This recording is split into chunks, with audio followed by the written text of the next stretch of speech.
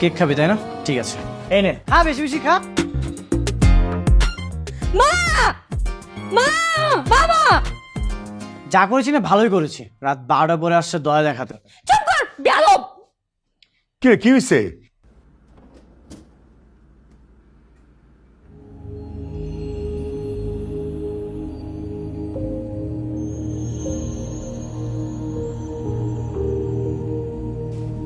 মা, ইমন কই? ও রুমেই আছে, এতক্ষণ হয়তো ঘুমিয়ে গেছে।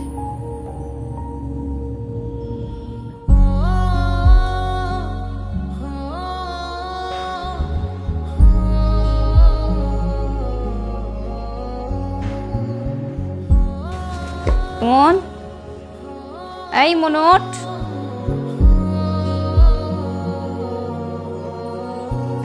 কি হয়েছে? এত ডাকাডাকি করছিস কেন? বাসে কি ডাকাত এসেছে নাকি আগুন লেগেছে? এই যে তুই আমার জন্য কেক নিয়ে আসছিস না, কেক কাটতে আসছি। কয়টা বাজে? 12:50। রাত 12টার পরে এসেছিস কেক কাটতে? এই যা এখান থেকে যা। এই ভাব নিবি না তো?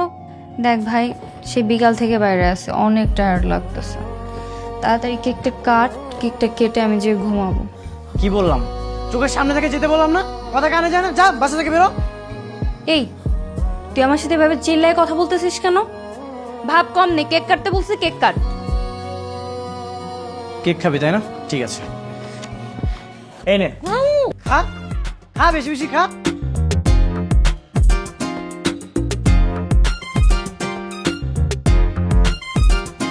কি করলে এটা ইমন? মা! কই তুমি? মা! বাবা! যা করেছি না ভালোই করেছি, রাত 12টা পরে আসছে দয়া দেখাতে। চুপ কর, বেয়াদব! কি হয়েছে?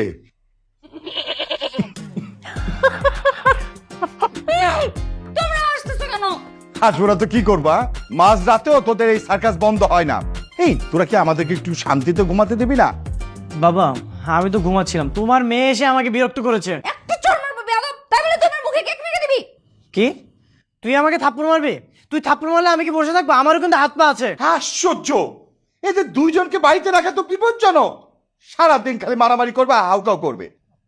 তোমার মেয়েকে বিয়ে দিয়ে দাও, শ্বশুর বাড়ি চলে যাক, তাহলে তো এই বাসাতে একটু শান্তি ফিরে আসে। তোমার মেয়েকে বিয়ে দিয়ে দাও? এত সোজা তাই না? এত সহজে আমি বিয়ে করতাম না। আমি বিয়ে করে চলে যাই আর পুরো বাড়ির রাজত্ব তুমি পেয়ে যাও। হ্যাঁ, আমি এই বাড়িতেই পড়ালেখা শেষ করবো, এরপর জব করবো, এরপর এই বাড়িতেই থাকবো। আরে হয়েছে, সারা জীবন তুই এই বাড়িতে থাকিস। মা, যা, তো রাত হয়েছে, যা রুমে যা, যা। এই চলো আমরা শুই।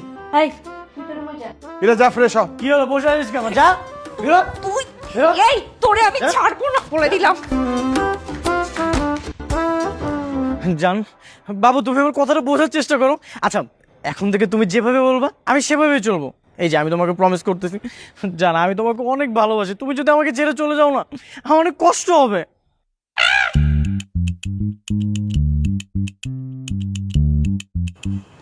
এত কষ্ট মেনে নেওয়া যায় না, মেনে নেওয়া যায় না। আমি যতটা না ভুল করেছি তারও অনেক বেশি কেঁদেছি। তুমি করনি ক্ষমা, তুমি করনি ক্ষমা, নিষ্ঠুর প্রিয়তমা।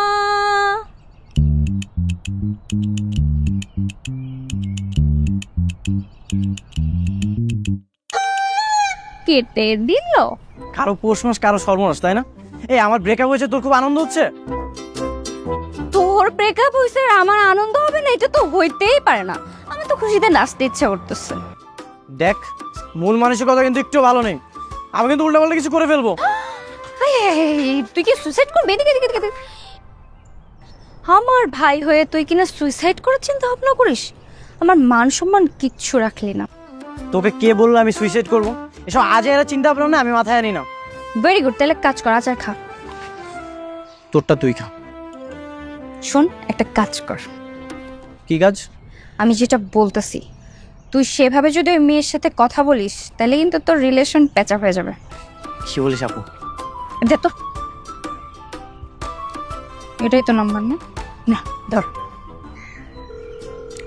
বল সমস্যা কি তোমার? তুমি আমাকে আবার কল করছো কেন? বল চুপ কর। তোর মতো কালনাগিনীর ফোন না দিলে আমার কিচ্ছু যায় আসে না। আমি আর কোনোদিন তোর ফোন দেবো।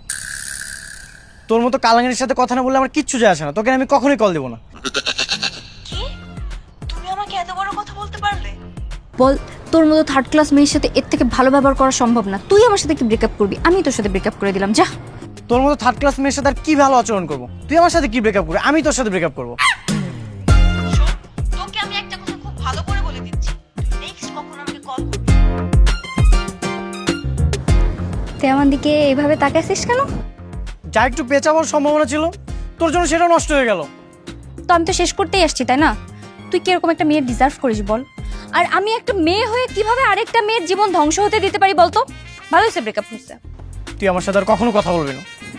নিষ্ঠুর প্রিয়তমা।